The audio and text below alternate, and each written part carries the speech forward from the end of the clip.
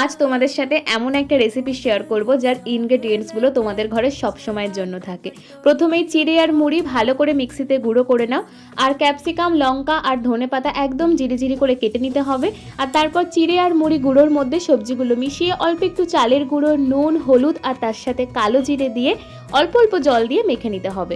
আর তারপর এই যে আমি আর মা যেরকমভাবে এখানে চপের আকারে শেপ দিচ্ছিলাম, সেরকম এক একটা করে চপের আকারে শেপ দিতে হবে। আর ঘরে তো সবার বিস্কিট থাকেই, তো এই যে বিস্কিটটা গুঁড়ো করে নিয়েছিলাম আর তারপর প্রত্যেকটা চপকে ওই বিস্কিটের কোটিংয়ের মধ্যে ভালো করে মিশিয়ে দেন তারপরে কড়াইতে তেল গরম হতে বসিয়ে দিয়েছিলাম আর তার মধ্যে কিন্তু ভেজে নিচ্ছিলাম। বিশ্বাস করো, জাস্ট দারুণ হয়েছিল খেতে। দেখো, সবারই কিন্তু মাঝে মাঝে মুখরোচক খাবার খেতে ইচ্ছা করে, তবে সেটা বাইরের নয়, অবশ্যই বাড়িতে বানিয়ে। তো খাবারটা হেলদিও হলো আর মুখরোচক খাওয়াও হলো।